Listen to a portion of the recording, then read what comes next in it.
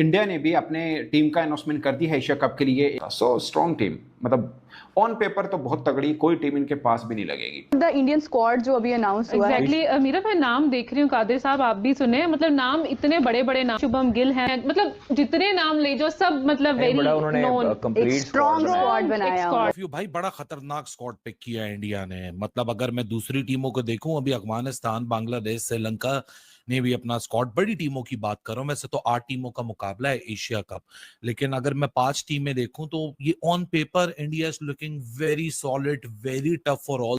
तो टूर्नामेंट जीतने का अमल तो आपकी सिलेक्शन से शुरू हो जाता है। फॉर्मेशन अगर आप वहां से, जैसे अभी इंडिया, इसका मतलब ये है कि अगर वो बनाकर लाए टीम, 5 स्पिनर्स उन्होंने रखे हुए हैं, तो वो एक हिकमत अमली के तहत आए यहाँ पर। तो जाहिर बात है, अगर वो ऑस्ट्रेलिया जाते तो इतने स्पिनरों के साथ थोड़ी जाते हैं, इंग्लिश कंडीशन में इतने स्पिनरों के साथ थोड़ी जाते हैं। उनको पता है कि दुबई है, हमने वहीं रुकना है, वहीं सबसे मैचेस खेलने हैं। पिचेस उनको पता है कि मौसम के हिसाब से वहाँ पे क्या पिचें बननी है, ठीक है ना। वो पूरे प्लान के साथ आए। अगर ये इंडियन स्क्वाड आपके सामने है, इंडियन टीम जो है वो 4 स्पिनर्स और फास्ट बॉलर्स के साथ जा रही है, और इसी के साथ जो है वो उनके पास बैटिंग एज भी है। फिर बुमराह, जैसे हमने उनकी इंजरी का सुना हुआ था, तो बुमराह भी डाउटफुल थे, लेकिन बुमराह भी शामिल है। बट मेरा मानना, जो टीमें अब तक अनाउंस हुई हैं एशिया कप में, स्ट्रॉन्ग टीम जो है वो इंडिया की है। बट ऑफ कोर्स पाकिस्तान के भी 2-4 खिलाड़ी ऐसे हैं जो उस दिन उनका हुआ तो मैच को साइड पे कर सकते हैं। मैं ये एक्सपेक्ट नहीं कर रहा कि वन साइडेड मैच हो पाकिस्तान इंडिया का, ऐसी भी बुरी टीम नहीं है हमारी।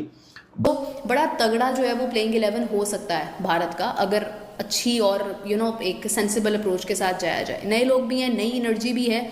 ज़रूरी नहीं है कि आपको हर बार जो है वो एक्सपीरियंस को आगे मैं इंडियन टीम को न्यूट्रलिटी से इसलिए देखूंगा, और मेरे लिए इस इंडियन टीम को देखने का एक और एंगल ये होगा कि मैं ये देखूंगा कि जो मेरी टीम है पाकिस्तान, वो इस टीम के सामने मुकाबला कैसे करेगी, जबकि 2-2 मैच यहाँ इंश्योर किए गए हैं एज पर द स्केड्यूल के। 2-2 मैच तो मिनिमम इंडिया पाकिस्तान हो ही हो। बहुत टफ स्क्वाड है, मुश्किल स्क्वाड है। 15 मेंबर का जो एशिया कप का इंडिया का स्क्वाड है वो इस तरह से लग रहा है, और अपेरेंटली बड़ा तगड़ा स्क्वाड है। बड़ी एक जबरदस्त ये टीम की शेप नजर आ रही है, लुक बड़ी नजर आ रही है।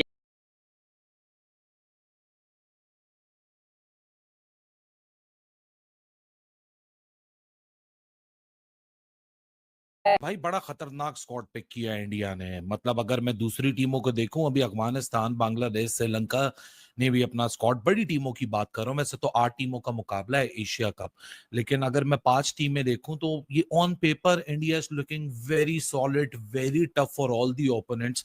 यहाँ जो भी हाईलाइट्स हैं और जो भी इतराज हैं या किसी को कोई शौक है, वो इंडियन पर्सपेक्टिव से, यानी वो अपनी टीम का सोच रहे हैं। लेकिन अगर मैं बाहर के पर्सपेक्टिव से देखूं, क्योंकि देखो मैं तो बाहर का बंदा हूं, मैं इंडियन टीम को न्यूट्रलिटी से इसलिए देखूंगा, और मेरे लिए इस इंडियन टीम को देखने का एक और एंगल ये होगा कि मैं ये देखूंगा कि जो मेरी टीम है पाकिस्तान, वो इस टीम के सामने मुकाबला कैसे करेगी, जबकि 2-2 मैच यहाँ इंश्योर किए गए हैं एज पर द स्केड्यूल के। 2-2 मैच तो मिनिमम इंडिया पाकिस्तान के हो ही हो। बहुत टफ स्क्वाड है, मुश्किल स्क्वाड है। मैंने आप लोग को बोला था कि जसप्रीत बुमराह को वेस्ट इंडीज के लिए नहीं रखा जाएगा, क्योंकि वेस्ट इंडीज अभी ऐसे हालात नहीं है इस टीम के ऊपर कि वेस्ट इंडीज से अपने घर में जीतने के लिए आपको जसप्रीत बुमराह की जरूरत पड़े। अब बुमराह के बगैर भी वेरी वेल है, घर में कोई टेंशन आपको नहीं होनी वेस्ट इंडीज के खिलाफ, चाहे उसमें जसप्रीत बुमराह हो या ना हो। लेकिन एशिया कप एक मल्टीलैटरल इवेंट है, भले आप उसको कुछ समझें, आप उसको कोई अहमियत दें या ना दें, दैट इज योर विश, आप उसको कोई इंपॉर्टेंस देना समझें या ना समझें, लेकिन बीसीसीआई या जो सिलेक्टर्स हैं या जो टीम है वो उसको जरूर इंपॉर्टेंस दे रही है, और इसको ये टाइटल डिफेंस ही समझ रहे हैं, इसको भरपूर। ऑल्दो सबकी जो डेस्टिनेशन है वो T20 वर्ल्ड कप ही है, लेकिन ये एक ऐसा इवेंट है जहां से आप ब्रिज करोगे, आप भी अपने जो आपने फॉर्मूलाज लगाए हैं, आप जो नई ट्रांसफॉर्मेशन की तरफ जा रहे हैं, फ्यूचर को बिल्ड कर रहे हैं, वहां भी आप श्योरिटी रखोगे कि हाँ जी, हमने किसको आगे लेके चलना है, किसको नहीं। मेरी जाती ओपिनियन के लिहाज से शुभमन गिल, मैं बार बार बोलता हूं कि क्योंकि अब शुभमन गिल वाइस कप्तान अनाउंस हुए हैं, तो यानी 11 में भी उनकी जगह बनेगी। 11 में जगह बनेगी तो आप अपने मिक्स को किस तरह देखोगे? क्या सूर्या चौथे पे जाएगा, तिलक 5वें पे जाएगा, या फिर तिलक को इग्नोर करोगे? सूर्या को इग्नोर तो कर नहीं सकते कि वो कैप्टन है। ओपनिंग पे क्या संजू को इग्नोर करोगे क्योंकि वो वाहिद विकेट कीपर है? दूसरा wicket keeper Jitesh Sharma pick हुआ है, लेकिन वो बैकअप विकेट कीपर है। अभिषेक जो इस वक्त का T20 इंटरनेशनल का नंबर 1 बैटर है, उसको डेफिनेटली इग्नोर नहीं कर सकते। तो ये वो चंद चीजें हैं जिसके ऊपर आगे चल के बात करेंगे, लेकिन it is a very strong team. Principally दुनिया की कोई ऐसी टीम नहीं आती जिसमें हर एक नाम, एक दो नामों पे तराजात ना हो। लेकिन इंडिया के पास यहाँ प्रॉब्लम कुछ और है। इंडिया के पास प्रॉब्लम ऑफ मैनी है। यहाँ इतने सारे प्लेयर्स हैं, किस किस को फिट करें। शुभमन गिल की बात कर लें, यशस्वी की बात कर लें, ये इतने तगड़े बल्लेबाज हैं कि आप दोनों को बाहर निकालो तब भी एक खबर है, दोनों को अंदर डालो तब भी खबर है। इन दोनों की जगह जो प्रेफर्ड ओपनर्स हैं अभिषेक और संजू, उनकी भी परफॉर्मेंस ऐसी है कि आप उनको भी इग्नोर नहीं कर सकते। ऑल दो रात को शुभमन गिल वाइस कप्तान अनाउंस हो गए, यशस्वी जायसवाल ड्रॉप हो गए, हर्षित राणा को पिक किया गया, क्योंकि वैसे हर्षित राणा मेरे लिए इस लिस्ट में पिक होना शॉकर नहीं है। मैंने हमेशा हर्षित के सामने मोहम्मद सिराज ही लगाया था। इन ऑल लाइकलीनेस रेड बॉल की परफॉर्मेंस पे आई कैन नॉट इग्नोर के हर्षित राणा का ज्यादा डिसेंट रन है इन T20 सर्किट, तो मैं हर्षित राणा बिल्कुल यहाँ सही पिक है। संजू सैमसन, जितेश शर्मा आपके विकेट कीपर हैं। वॉशिंगटन सुंदर, जो कि मैं जाती तौर पे मैं होता तो मैं यूएई कंडीशंस को परखते हुए जानते हुए, सूर्या कुमार यादव कप्तान है, शुभमन गिल वाइस कप्तान है, अभिषेक, तिलक। इंडियन स्क्वाड आपके सामने है। इंडियन टीम जो है वो 4 स्पिनर्स और फास्ट बॉलर्स के साथ जा रही है और इसी के साथ जो है वो उनके पास बैटिंग एज भी है। फिर बुमराह, जैसे हमने उनकी इंजरी का सुना हुआ था तो बुमराह भी डाउटफुल थे, लेकिन बुमराह भी शामिल है। फिर इसके अंदर अक्षर पटेल शामिल हैं। फिर इसके अंदर अगर हम देखते हैं तो काफ़ी सारी चीज़ें जो है वो भारत ने चेंज की हैं इसके अंदर। लेकिन लेट्स सी कि भारत अपनी प्लेइंग 11 क्या बनाता है। अगर हम देखें प्लेइंग 11 एक्सपेक्टेड क्या हो सकती है, बुमराह हैं, बुमराह अगर इंजर्ड नहीं होते तो।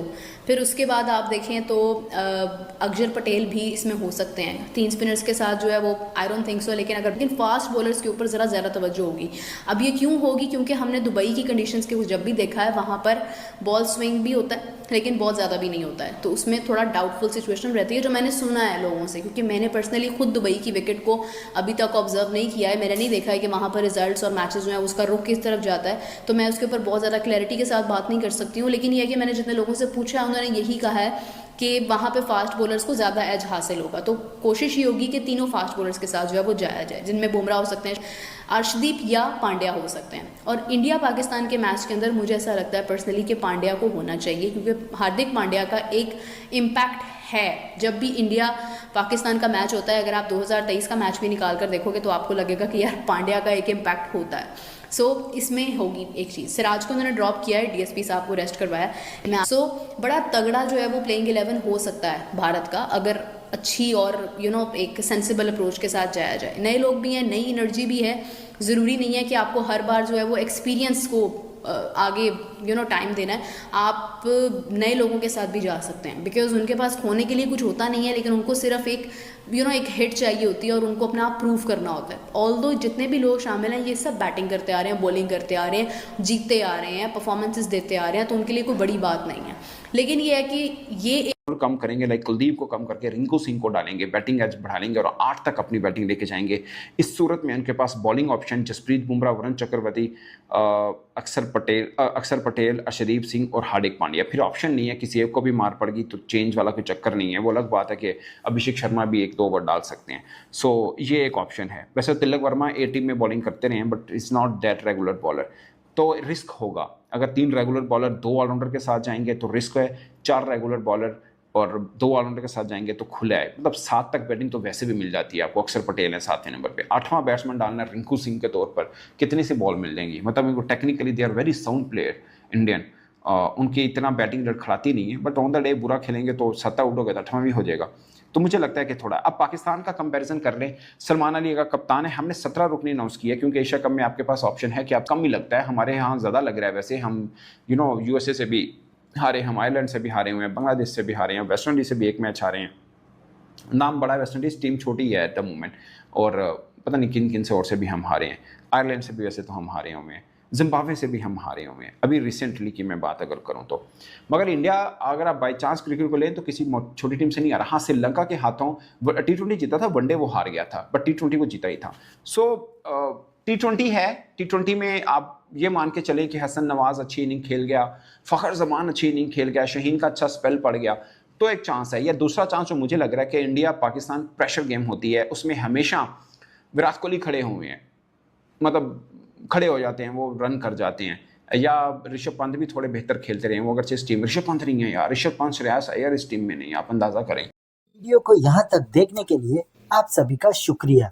जैसे कि आप लोगों ने इस वीडियो में देखा होगा कि कैसे भारत ने आज एशिया कप 2025 के लिए अपनी टीम का ऐलान कर दिया और इस टीम को देखकर पाकिस्तानी मीडिया और पाकिस्तान के एक्स क्रिकेटर अभी से ही हार मान रहे, जहां पर पाकिस्तानी मीडिया का कहना है कि भारत ने टूर्नामेंट की सबसे स्ट्रॉन्गेस्ट टीम चुनी है, जिस टीम में यशस्वी जायसवाल, श्रेयस अय्यर जैसे लोगों को मौका नहीं मिल रहा है, तो आप सोच सकते हैं कि किस लेवल की ये टीम होगी। बीसीसीआई ने यंग प्लेयरों को चांस देने का मन बना रखा है और इसलिए आप देख सकते हैं कि सभी यंग प्लेयर जो कि आईपीएल में परफॉर्म कर रहे हैं उनको भारतीय टीम में मौका मिला है। और सूर्य कुमार यादव जो कि भारतीय टीम के T20 कैप्टन हैं, उन्होंने भी कहा कि भारत का 2026 T20 वर्ल्ड कप के लिए कैंपेन शुरू हो गया है और ये वर्ल्ड कप इस बार भारत में है।